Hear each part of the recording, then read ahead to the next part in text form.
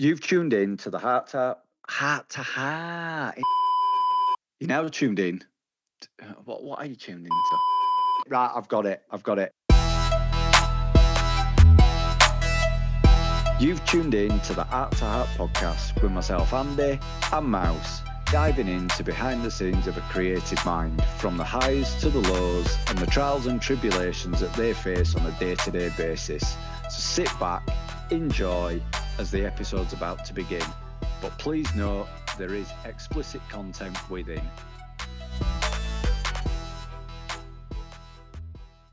How we doing?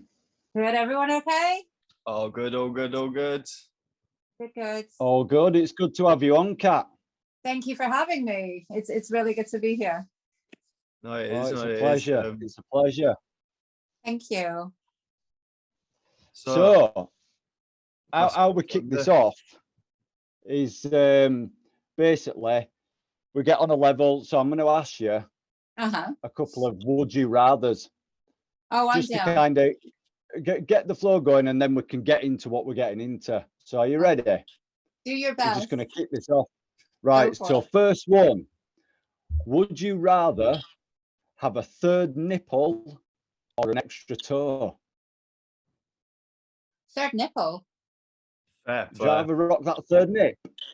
Oh, definitely have a third nipple. I mean, first of all, you'd be a bit fucked for buying shoes with an extra toe. Right? Quite true. Do you know what I mean? What are you going to do? Get a size 6 and a size 7? Like, not many shops are going to be like rolling with that, right? That's true. It's an extra nipple. Who wouldn't? Cool. That's it. Rocking that third nip. That question. Weirdly, I've just painted 3 nipples on someone. Oh, look. No. Well, yeah, kind of like, I shouldn't be showing it because it's in progress, but I've literally just done like. Oh, he does have. No way! Are you kidding me? Are you kidding me? Sending signs. That's it. That first question was meant. Like it was you knew. meant to be. It's like you knew. Yeah. Right. Cool. There we go. So next one. Would you rather die tomorrow with no regrets, or live to 100 with loads of regrets? I'm going with the second because I'm spending a lot of time right now. I'm picking the years prior to now. Right. And my whole take on regret is that you shouldn't. Everything's a lesson. So I'm going to hear your word regret and I'm going to hear it as a lesson. So I'd rather live to 100, still learning lessons. I like that. Cool. Yeah. I do. I like that. I'm just beginning life. Do you know what I mean? There was a lot in my life that was, not what it should be for various reasons. Yeah. It's now that I'm like, nah, I'm just gearing up. So I'll take 100. I'll take the lessons all day, every day. Fair, like that. Cool. Right then, next one. Would you rather have all your messages and photos leaked publicly, or never use a phone again? Never use a phone again. Right. And that's got nothing to do with what may or may not be on what's my phone. On your phone. It's more how reliant we've become on this as a form of contact. Yeah. And the instant gratification of having a device in your hands at all time, and the accessibility of having a device in your hands at all time. It's like, it's like when I was younger, probably not you two, maybe you, Andy, I don't know. But when I was younger. Oh, hang on a minute. you wanted to talk to someone, you pick up a house phone, you wanted to see them, you go to the house, you'd make the effort. And now there's like no effort. Yeah. You go into dating apps and you're like, swipe. I don't like your nose, swipe. And it's this like, and of course, with the tattooing side of things, someone's going to be pissed up in a pub at 1 a.m. and go, fucking hell, I've had the most banging idea. I need to talk to my tattooist right now. So it's the constant accessibility. Yeah. I love social media. Don't get me wrong. I wouldn't be doing what I'm doing without it. I wouldn't be meeting some of the amazing people that I'm privileged to meet without it. but it's a mixed blessing having a Yeah, device. it is. It really is fucked up how We forget to look this up. We little forget to thing see is. what's around us. We forget to live our lives. You go Yeah, to yeah, gigs, it people is. are recording it rather than taking it in. This is Taking it. it in, yeah. Yeah. No, So I'll no, go knock true. on doors. I'll go knock on doors. I'll pick up a house phone. I'll do that any day than the first option. I can't remember what the first option was, but it was shit. The first option was shit. It was shit. I can't remember what it was I myself, don't to remember be what it fair. was, but Oh, I do that. I do the second one. yeah. Right, cool. So next one. Would you rather hear a confronting lie or an uncomfortable truth? Uncomfortable truth. Okay. This goes deep. Right. I've Yeah. had the confrontational lies Yeah. throughout my life. I've had the confrontational lies. I've had the self-lying and the self-sabotaging throughout my entire life. So if it's a genuine truth, usually people would come at you with a genuine truth and a hard truth to hear out of love. Yeah. It's people who genuinely care about you that would come to you and say, you know, I think you're kind of needing to readdress this or look at that, or maybe consider doing a little bit less of the other. You're not going to get someone who is malicious coming at you with an uncomfortable truth. That's fair. Yeah, true. That comes from love. That comes straight from love. Yeah. Right, next one. Okay. He's on the Sorry, base. it's Friday night. I've got in that Friday night. Go Got to for be it. done. You know what I mean?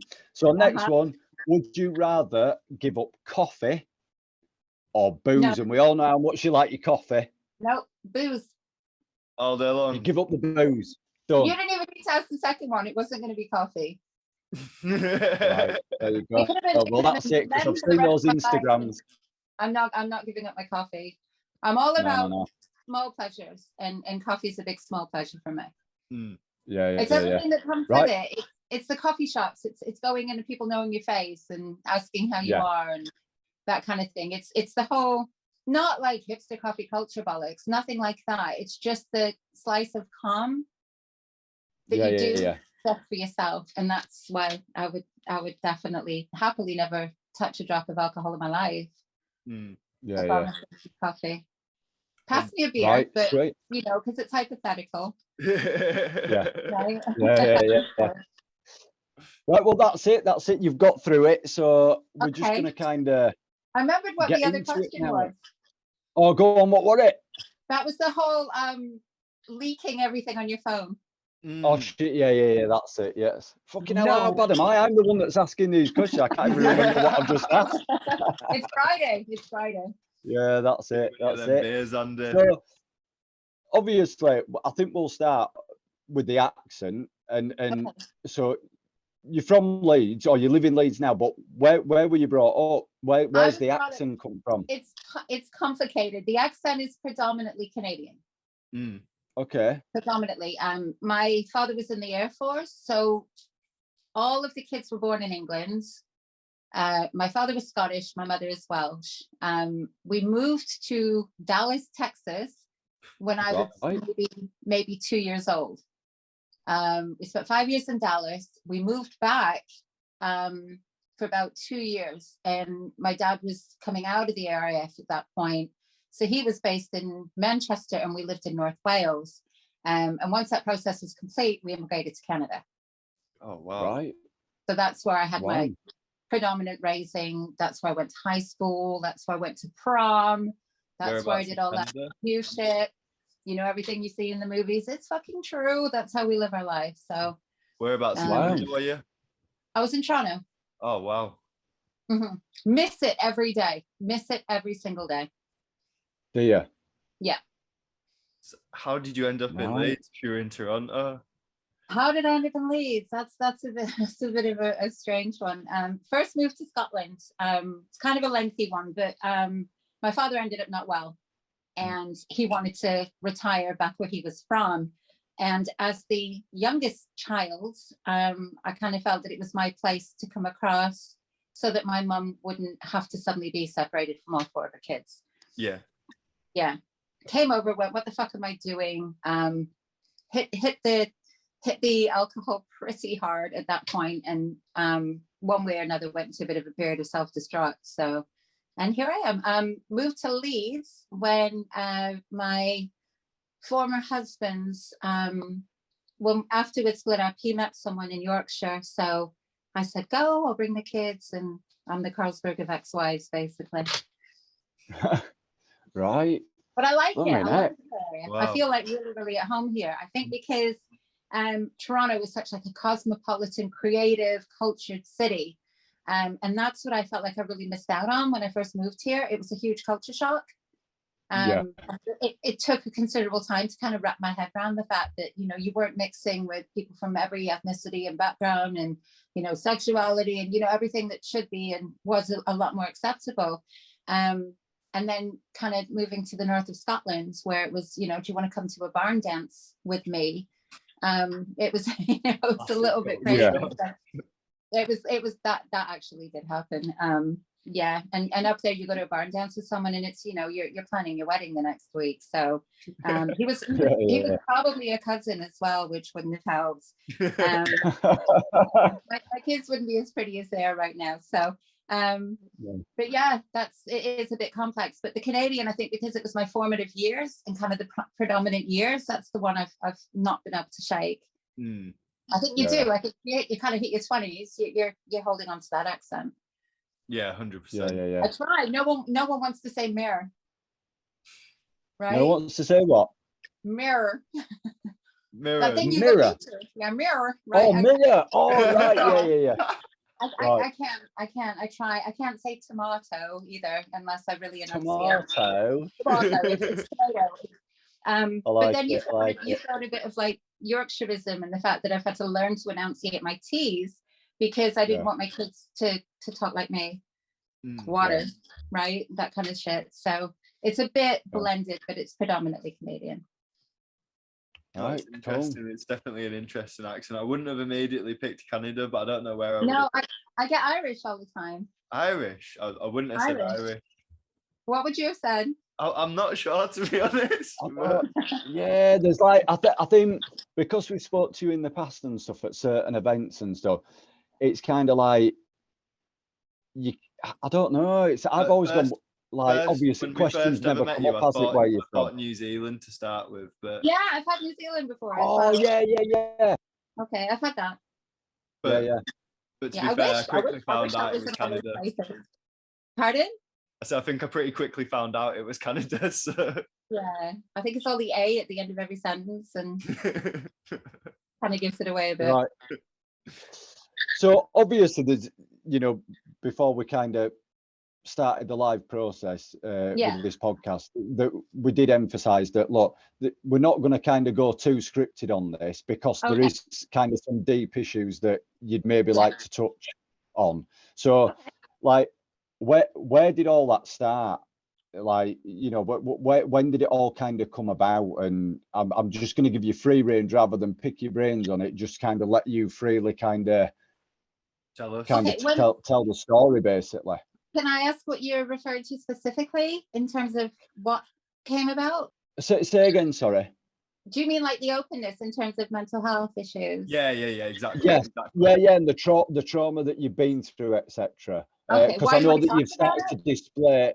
Yeah, but like because you've started to display quite a lot of it on Instagram. Yeah.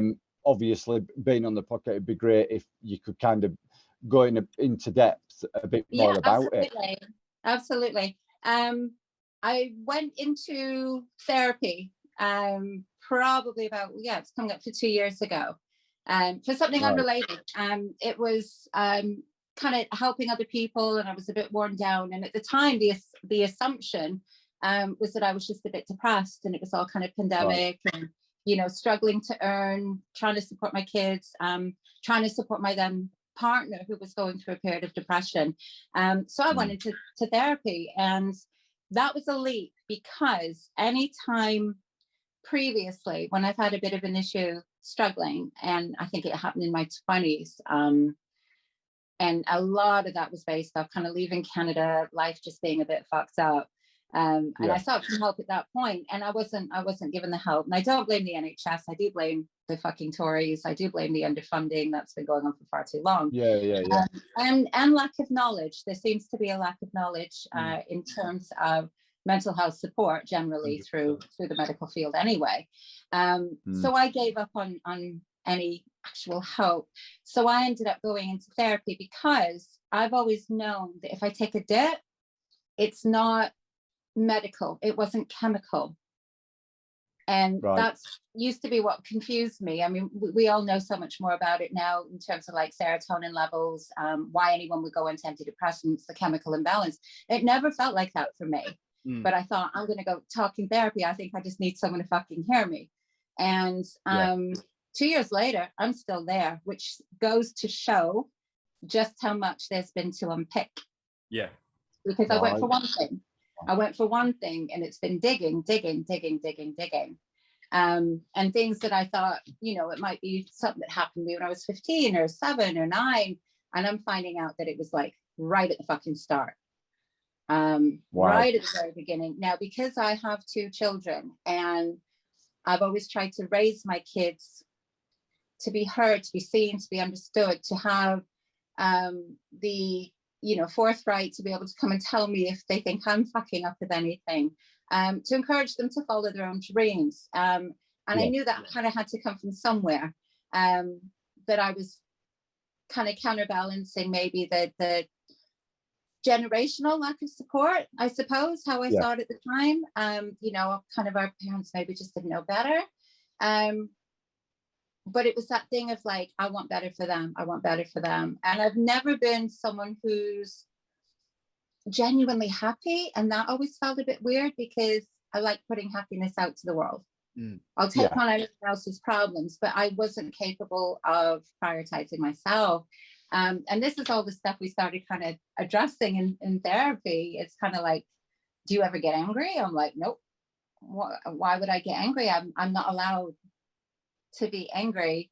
And the result being is that my therapist ended up telling me 2 things, and it's been an incredible journey. It's been a very eye-opening journey. It's been a complete fucking life-changing journey. She told me how I'm incredibly hardworking. So the 2 years isn't her dragging it out. It's the a lot to unpick. And she's told me I've got the most unusual cases she's ever heard. Wow. And she's a long-term therapist, and she said like the entire culmination of things that I've experienced in my life that I normalized or that I blame myself for was insane. And I realized, you know, it wasn't depression. She gave me the diagnosis of complex PTSD, which is a complete different thing, you know. And it's weird things like, you know, stuff that happened to me as a kid, and I find that like my body reacts to that even now. And I'm 53 now. You're talking like kind of 50 years of this shit where I would do things every single day subconsciously, and then realizing kind of what I'm doing. I walk downstairs strange. Wow. Going up and fine, going down and weird. And it's linked to kind of childhood trauma that I didn't know about, that I've subsequently found about. And you know, everything starts making sense. It's like a jigsaw that someone's just flung about. You're living your life looking at these weird pieces of jigsaw, and I'm putting them in place. So what were you going to say? Sorry. So you know, this, like you've referred to this childhood trauma, right? Now, obviously you don't have to go into depth if you don't want to, but can you just emphasize a little bit more in like, so at the time of you being a kid, you just kind of thought that this, whatever were going on was normal, but then it's carried on to your adulthood where these traits that you've kind of developed as a kid for whatever you've been through then kind of carries through, like walking down the stairs weird and stuff is because of whatever situations you were put in and stuff. That's exactly it. Your body and your mind carry trauma.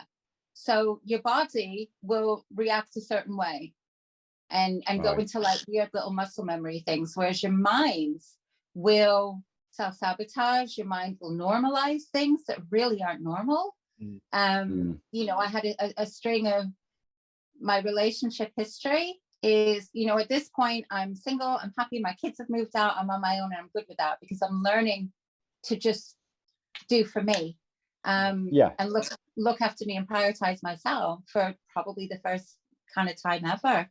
And it's a weird one because it is that normalizing. For example, last week, a sexual predator within tattooing who had gone from country to country to country to country, evading the law, he finally got sent down. I see. He finally got sent down, and he got sent down on 2 cases in New Zealand. Now there's existing warrants out for his arrest here in the UK. There's cases pending in Australia, and the fact that he has been sent down, I think he's getting sentenced in March. It's in the spring sometime anyway. But the bonus of that, it was justice for the girls who were impacted in New Zealand, but it means that he'll get extradited here. Yeah. And we so I want aware of this that's been going on at news and stuff. But so what has he actually done then? Has he gone as far as like obviously rape, or is it just like touching him up whilst he's tattooing, or what's he done? I can send you some of the news reports. He is a psychopath, and I don't use that term lightly. There's 2 people in my life I've ever referred to as a psychopath, and unfortunately I've crossed the path with both of them.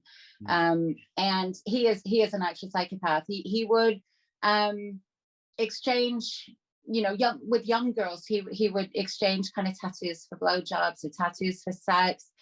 He would always offer to tattoo backs. You know, I'll tattoo your back, you can pay me another time. He would do things like have his glove on, it would kind of slide around their arse. He'd try and insert kind of his hand inside them. And if girls would speak up about it, I'm not even joking, he'd say things like, it's okay because I have gloves on. Is that meant to be okay? Just consider me a doctor. Now it's anything from that kind of incident up to rape. And the victims that I know about span at least 30. At least 30. Now, where I'm going with this is that I unfortunately was one of his victims. It wasn't rape, but it was inappropriate. Why do you think I spoke about it? Why do you think I spoke about it? Now, the thing is, I'm not a young 18-year-old girl getting tattooed. At the time, I was a mid-40s woman. And it was orchestrated situations where he would get me on my own. And because I am lifetime trauma victim, didn't see it at the time, but I go into what they call kind of freeze or fawn or flight. Like you have all these different responses. And I normalized it. Not only did I normalize it, but I would blame myself. I must have done something to ask for this. So, you know, and it's been a lifetime of, you know, I can remember incidences when I was like 16 and 17. And I can think of 3 specific incidences when I was at high school, where I would be locked in a car. Do you know what? I've never told anyone this. You guys are getting it. Where I was locked in a car and sexual acts were, I was made to do sexual acts against my will. Horrific. At one instance, I was asleep. I'd been drinking vodka and I passed out, and I woke up with a dick in my mouth. I've never told anyone this, apart from my therapist. Do you know, I don't even know, like, I don't even know what to respond with, because I can't kind of get my head around how there is people out there like this that fucking think that this is a normal act of like, because they get it. And then unfortunately you do get a level of like, you know, the toxic masculinity. At the time, I can remember one of my friends was in one of the cars and she just took the piss. You know, it was kind of normalized. And this is the problem with society, is that everything gets normalized. And because I had been through similar from the age of 7 till 9, where I was forced to do things and there wasn't support, there wasn't help. I knew I couldn't talk to my parents about it. I knew that there was no one there. I was on my own. I had to be self-reliant with it. So I normalized it, and then self-blames. Wow. And when you start kind of picking it apart, and some people think, because I think that there's a lot more kind of openness, especially in the light of like Me Too, there's so much openness about this kind of thing. And you will get people saying, oh, it's funny how it's happened to so many people. It's funny, or, you know, are you making a big deal about it? And you think, no, the problem is that I've always made a little deal about it. I've minimized it and I've normalized it. And, you know, when this gets carried on through your adulthood, you know, I had a grown ass man like molest me when I was 45, 46 in his mother's house. He was destructive. It scared me. And all I do is shut my fucking mouth. So to answer your first question, this is why I speak so freely now, because if I can take what I've been through and take that trauma and without wanting to kind of traumatize anyone else, and I do my best to not trigger anyone else, but if I can be a small voice for one other person, that's what I've never had. Someone needs to be. And right. You just hear too much about it. I was walking through Leeds the other night and there was the Make Leeds Safe march on again. Yeah, and it's fabulous. It's brilliant. It's brilliant. It's happening. It's just so grim that it has to happen, to be honest. It's really grim that it has to happen. And, you know, you're looking at things like things that are topical in the news at this point. And there is, and I will speak about it at some point on my Instagram. It's not somewhere that I can discuss now. It's something I've been working through this week, is the whole link with police corruption. Yeah. Oh God. Yeah. And there's a story there that you will find out about somehow in some way. Oh, the amount of officers you've seen, just in recent news, every time I go on to local news or the national news, there's another officer that's been involved in sort of sexual harassment. Exactly. Now, can you tell me that nobody knew? That they're all bad by any means. I just want to. Not at all. I love the police when they're good, decent people. It's the same as any section in society. If they're good, decent people doing their job, hats off to them. I'm not going to tar anyone with the same brush, but you cannot tell me that someone's got away with, you know, years and years and years of like misogynistic abuse. Yeah. And no one knew. So that's where you get the issue of like toxic masculinity. And because I'm naturally a compassionate person, and I go through this with tattooing as well. What about the good guys? Like this reflects badly on the good guys. So, you know, the onus has started to kind of fall on you guys to be just as vocal. This is you know, have you ever like crossed the street so that a woman hasn't felt threatened because you're walking behind it? Like, you're having to start becoming more conscious of this kind of thing, right? 100%. And I genuinely picked up. I've done it before when I've been out in Leeds, and I've just sort of like made sure that I've walked a bit faster to get out of someone's way or something, so they don't feel like I'm menacing behind or something, because I don't want to get tired with that brush. Like, exactly. And so like you become in a weird twisted way, like the good guys become just as much a victim of the situation, because, you know, it reflects badly on anyone who's decent. Oh, it does. And wouldn't behave that way. No, it's really scary that it has to be like this. It's scary that people have to be on the phone when they're walking out at night. There's sites everywhere that kind of teach women what to do and how to do it. And, you know, we grow up as women, we grow up with the whole don't dress this way, don't look this way. You know, go on, continue, go on. You know, don't wear short skirts, don't get too drunk, don't do this, right? You know, because we're protecting them, and that's one of the narratives as well that's been like a thread through my life, is protecting the wrong people instead of calling out the wrong people. And it's like, why the fuck shouldn't a woman wear what she wants to wear? Exactly. That's not the issue. It's the guys that are going to see it as an invitation that the issue. And again, that reflects badly on you guys who wouldn't and would go, she looks sick, it's a cool skirt. Yeah, exactly. More power to you, right?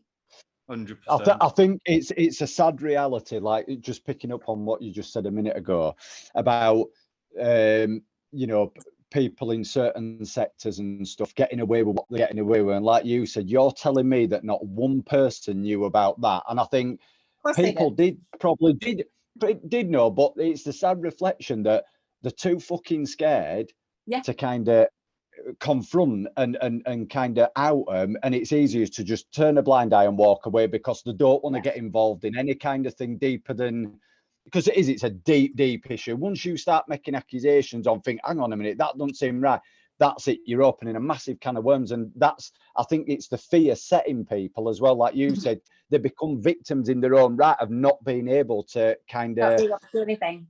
And How it many is, and people have and like not spoken up because they're worried that it's going to affect their career, for example? exactly. If you were police, that's linking into what you're saying, right? And you know, I've seen it through tattooing, where you get like tattooists who don't. One of the things I found out is that there were a lot more older female tattooists who have been victims than I thought. And the cleverness there is that they think we're not going to say anything because we don't want to affect our own career. Yeah. So you're going to get that with kind of the police situations that are going on there, where people are thinking it's going to be an utter self-sabotage to speak up. So that puts them in a bad position as well. But you also get the apologists. And this is one of the things, like, I'm laughing about it, but like I've kind of gone back through my own history, and it's like chat. And it'll be the ones that say, oh, that's just how they are. You know, aren't they fucking hilarious? He's such a card, like he's such a joker, or she's such a joker, because you know, you get it with women. I'm not making this a masculine thing, but where people will apologize and excuse people's shitty behavior and toxic behavior. And you would have had that with some of the police cases. Oh, he's just a fucking joker. It's just how they are. Especially when is it scary to of public power, like you just in that position, like, exactly. Can't be any sort of line of where you could sort of even potentially say there's something going on, if you know what I mean. You need to be clean. It just scares the shit out of me having a daughter, and the society of how it is today, and like you said, more people like yourself and other even men, not just women, but kind of stopping these enactments that are going on and calling out these people. And the more and more it gets outed, and the more people speak out about stuff, again, the balance tip, the scales tip then, don't they? And I think, you know, for my daughter growing up and stuff, there's a lot of, for many people who have got, you know, kids and stuff growing up, but it is like, you know, like I've started her up at Muay Thai boxing, and just said, look, you know, you need some form of self-defense growing up, because this society scares the shit out of me, you growing up in it. And if you're kind of like a soft nature and vulnerable mindset, you're just going to get eaten alive. You know what I mean? So I've tried to develop that give her that tough exterior to be able to combat, and you know it's what I mean? Which is sad. No. Yeah, but it's sad because you should let them grow up to how they want to be and whatever. But I think just that protective state of mind to be like, look, you know, you just need to have it up here, and to be able to kind of seek it as quickly as you possibly can. But it's the scary carry on. We need to educate them on crazy shit, like, and it's sons as well as daughters. Like, I've had to you know, educate my son on, like, you know, some weird guy in a van might try and pick you up as much as he would your sister. Your sister, you know, you can't just kind of put it down to the one. It's not just males against females, it covers the whole lot. But it's scary. And I think, you know, it's sad that we need to teach our children not to look like victims. That's super scary. But, I mean, I'm not a parent. I'm the only one here that isn't. But it is kind of nice to see that there's some, like, there's a bit of hope. Like, things are starting to, the scale is speaking out.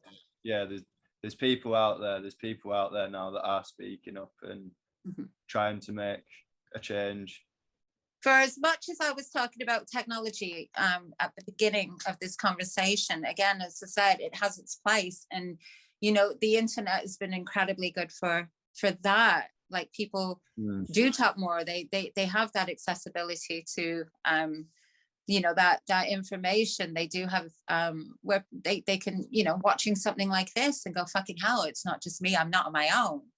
And kind of feel heard and realize that they're not on their own in a particular situation. So, you know, I'm going to drag it back there and say there is a huge plus 100%. to the accessibility that we have. So if we can, we'd like to get into a bit of the art, because obviously from some of the notes that I've got, you use your art towards kind of as a voice as well as your voice, so to speak. So can you give us a bit more on that then? You know, what your art's about and kind of what your main protocol is regarding, I think art was my voice when I didn't have a voice. Yeah. And that was the thing. And it's a complicated one with art because I distinctly remember, I think it was off the back of when we moved from Wales to Canada.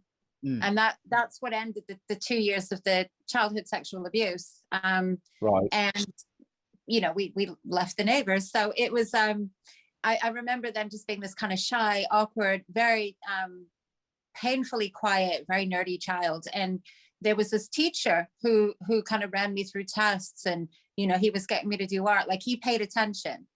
Mr. Reffling, like, I'll never forget him in his kind of brown corduroy trousers. He was sick as fuck, but, you know, he kind of saw something there, and he kind of put me through some testing. I thought something was horrendously wrong with me, but it turned out that was really academic. But he liked my art, and I can remember doing this painting. I was 9, and it was this kind of weirdly kind of alien spaceship, and it kind of represented me. And I wanted to fuck off out of here. And, you know, he got it into this little exhibition, and that was it. It was born. So, you know, whereas I go off to my room to kind of read a lot as a child, that was it. I became completely fascinated by art. And that was the go-to. So when it came to choosing what I wanted to do with my life, the expectation is that I would pursue like a career in medicine. And I went to art school. So, you know, it wasn't, you know, a huge kind of rebellion. I wasn't a rebellious person by any long shot. And, you know, but that was my kind of act of, I'm going to follow my path. Yeah. And that's what I did. But, you know, I went to an incredibly cool, very prestigious art school. And, you know, off the back of that, we moved to Scotland. Right. So, you know, it all just stopped. All the art stopped. And cue relationships where I would pick up my pens and go, I want to do this. This is what I do. It's kind of how I do my thing. It's how I get my voice out. It's how I feel good about myself. It's something I know I can do reasonably. And I would always be dissuaded. You know, you're shit, you're not that good. I'd be like, cut down all of the time. And I can see now that that's part of the cycle of finding men who would propagate what I grew up with.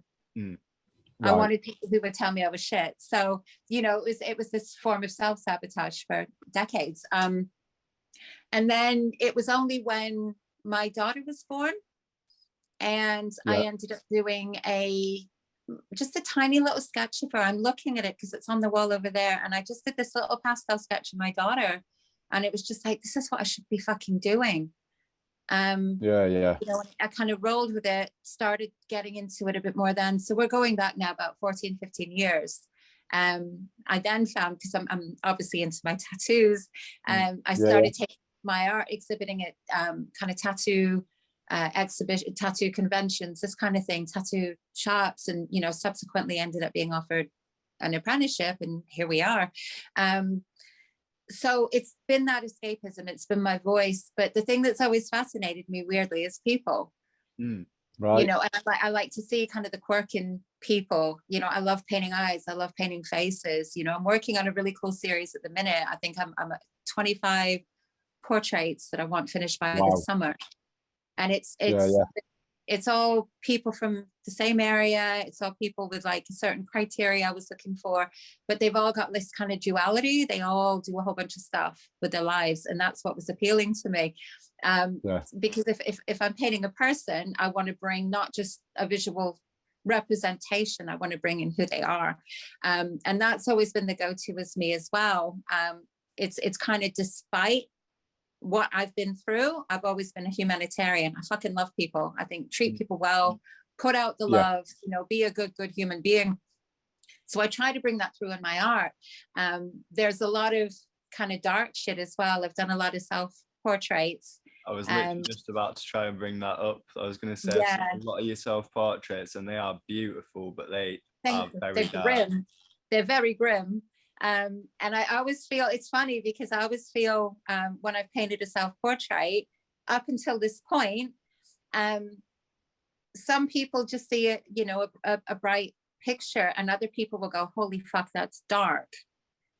And I would notice that the people who go, holy fuck, that's a bit dark, are people that have kind of maybe gone through something in their own life. Yeah. And they kind of see it, they kind of recognize it, but it's never obvious. It's like the Coles paintings. I think I did like an eye and I did a mouth. Yeah. And they were like really fucking bright, loads of lovely patterns and bright colors. And only some people looked at it and went, that eye looks scared, and that mouth looks like it's sad, it can't speak. And I'm going, there you go. Yeah, got it. Yeah. But anyone else is just going to see a pretty picture, right? No, this is it. Yeah. It works on two levels then as well, I suppose, doesn't it? Mm-hmm. It's sort of visually pleasing for people that want a momentary sort of, oh, that's a nice picture. Exactly. But for other people, it is, probably what they needed to see in the day and what they needed to experience. No, it's really powerful art that you do. And thank you. Like, it's really, therapeutic really cool. for me, but again, it's another way of having a voice, and it was my way of having a voice for others before I was able to actually open my fucking mouth, right? And say what I'm saying. And it's weird because with this portrait series I'm doing at the minute, I'd not even considered my own inclusion in it at all. That to me was just, it didn't even enter my head. And then a friend suggested it to me. Well, why aren't you putting yourself in it? You fulfill the criteria. Now, it hadn't occurred to me to do it because I'm like, you know, still battling that whole thing of thinking, but I'm actually good at what I do. I still have that self-sabotage thing that I'm working on, going on. Shit, people, you know, and I'm battling that. And it's weird because I thought, do you know what? Fuck it. Why shouldn't I? Because the whole thing is kind of going, I'm pushing this project to say, I do have a space in this world. I do have a space in this field. I do have a voice in this world. And I do have a space in this fucking field. And I'm going to go for it because I'm sick of holding myself back, notably with art, because as I say, it's always been my savior. Yeah, this is and it's been a thread through my life for over 40 years. You know, I've kind of put it down, picked it back up, and now I'm just like, nah, this is the time to shine. And it's weird because I'm working on this self-portrait. It's behind my shoulder that way, and it's a completely different feel to anything that I've ever painted of myself before. The one that always caught me was, I think, probably going to describe it wrong, so I'm just doing it from memory, but it was kind of in blue tones and white tones. It was a self-portrait. Oh yeah, with the black background. Yeah, with the red cut lipstick. My heart out. Yeah, cut my heart out. Yeah. Absolutely love cut that my heart one. out. Yeah, that was done. That was done as my marriage was ending. You can tell that there's something going on in it. So I wouldn't have known. Dark, like it's dark. There's right? something going on in it. Yeah, there's a lot of emotion in it. I think people that you can get a good portrait artist that can like sort of capture someone's face quite well, but capturing the emotion of the time, I think, is very difficult. And probably that's only do part with of the a reason. self-portrait, maybe. Pardon? Maybe something you could only do with a self-portrait.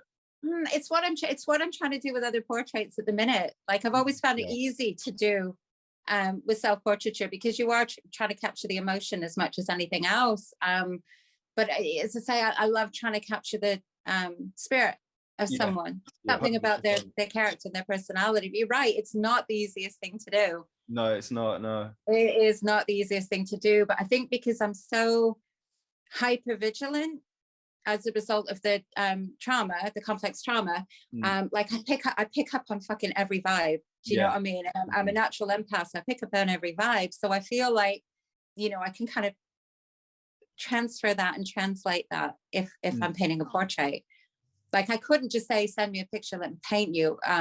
You know, everything that I'm doing, I want to sit down, I want to know you. You need to have a day, have a coffee, have a chat. Yeah, and that's exactly it. Like, I need to know a lot more about you because it's trying to capture your very being. I want you to jump out from that portrait. Yeah, right? Not just be a bit of art, sort of a moment in time. Yeah. Nice. Exactly. Nice. I like that. I like that a It lot. was really nice. The first one I completed, he has his words. He said, "You've captured my essence," and that was a really nice way of putting it. Yeah, that's Yeah, a really pretty way to put it. Yeah, I like This is that. what we try and do. But it's the same with any of us and with any art. Like you're literally trying to capture a moment in emotion. Mm. And it is subjective. As I say, people are going to look at any of our work and see one thing, someone's going to see something else. You get the much more literal stuff, of course, which Andy, you're incredibly good at that. And Thank you. you know, you want someone to kind of feel something from what we all produce. 100%. Whatever Yeah, that yeah, is. 100%. Yeah, That's the yeah. goal, isn't it? It's the goal. It's So, hard as fuck because certainly you is. feel like if you're putting that emotion into it yeah, and then you're throwing it out to the world, like you are throwing a piece of yourself out there for their judgment. yeah. You do. It's sort of. It sort of seems like a privilege, and part of me, whenever I put a bit of work out there, part of me is like, I don't want anyone to sort of give me any feedback because I like it and that's it done. I don't. But then part of me is like, I want to hear, I want to know what they're saying. But you feel like they're Yeah. not like, it's not a critique of your work. You almost feel like it's a critique of you Yeah, personally. exactly. Yeah, Yeah, yeah, yeah. Well, it is. It's an extension of yourself, I suppose. Exactly. But that's the art that stands out because you know that it's not just a case of art for the sake. That's where you know someone's putting their feel and their heart and a bit of their soul into it, and it shines. Like the art that I know, like my house is ridiculous. There's not a bit of wall space that's not covered, and it's really, really eclectic. And there's not one kind of genre I like, but I've got your work on my wall. I've got Andy, like I've got both of your work on my wall, and it'll be because it's something I want to pick up that someone's put feeling into it, and it will speak to me. No, Yeah. It's not just like thing about that's aesthetically pleasing, that's going to match my furniture. Like that doesn't appeal to me at all. I want to look at something and feel something. Yeah. If I feel something from it, it makes me feel a certain way. I want it around me, right? 100%. Yeah, 100%. Yeah. So you've hit on something really important with that one. So No, I like that. Cool. I like that a lot. Well, look, I hate to be the twat that we're going to have to start wrapping this up. But, I'm hungry. do you know what, Pat? Do you know what? Like, I said to Mouse just before we came back on and stuff, we could just sit and listen to you for hours. Yeah. You've just got this thing where you could just like, you don't want to have to cut off because like, I don't know, you've just got so much to say, but it's just, yeah, I've got like it's 50 nice years of bullshit to talk out, mate. You know, know, For a part 2 without a shadow of a doubt. not a problem. Not a problem. But listen, so how we finish off is, right, so a couple of things. So if you could go back and advise your younger self, what advice would you give them?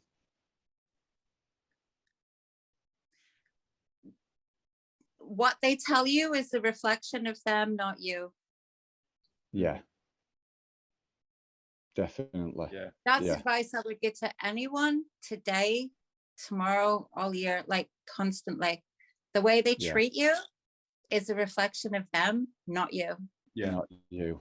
And it's weird because, you know, part of this whole process is you have to do your whole inner child thing. You have to go back and kind of comfort that child who didn't have the comfort. So it's like quite a topical thing. But I would say that's the best advice. You know, so many people would be like, invest in Google, right? Invest in Google. But you know, that's not what I'm about. It's invest in yourself. Yeah. Yeah. So, it's important, 100%. Yeah.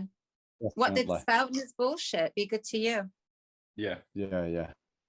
So next one then, on a creative aspect. So any up and coming creative kind of stepping into this art scene and stuff like that, which we all know can be a bit of an head fuck at times. So what advice would you give them? To anyone that's coming in. Stepping into this art scene and creative scene, like what would you advise them? Network. If there's anything. Network. Go to every show you can, mix with other artists, because if you feel that you're going alone, if you feel that you're just producing what you're producing and that it's good and it's the pinnacle and it's as good as it's ever going to get, you have nothing to strive for. And the best way to be inspired is to be around other creative minds. It's to be around art. Go to the gallery, go to the small shows, You know, go to the little independent shows. Yeah, Get yeah, to know yeah. the artists, follow them, have a conversation with them. Because if you're surrounded by a constant buzz of inspiration, you're never going to be more inspired than Just that. a Yeah, little yeah. side note, that's how we all met as well. So Right? That's it. exactly, it can work. Yeah. It can No, work. it's 100% is that, like, on just on a street aspect. Like when I went down to London and got on Lake Street doing all paste ups and stuff, and there were other graffiti artists there were people banging up other paste ups and stuff. Like the vibe was just fucking nuts, and it was just nice to be around like-minded people. Do you know what I mean? And connect like via social media and stuff and whatever else afterwards. It were 100% agree with that. It were That's going to feed a your good vibe place. more than anything. Yeah. Yeah. More than anything. Just mix, network, get to know other artists, be around anything that's creative. Take a walk down the canal and look at the shit graffiti, which is one of my hobbies. Yeah, yeah, I yeah, like the yeah. shit Love stuff, it. this trippy stuff, and like just be in that environment. Yeah, yeah, yeah, you know? definitely. So, Look for beauty everywhere. a follow on from that then. So Mhm. for people, because you've got two accounts, that you've got your personal journey account now, Yes, I which you've do. just set It's up, quite a and little you've got account. but Much still more you've got gonna your be. tattoo art account as well. So do you want to throw out them socials for anybody listening? And Yeah, my main account, which is kind of art, tattoos, bit of life, that kind of thing. It's at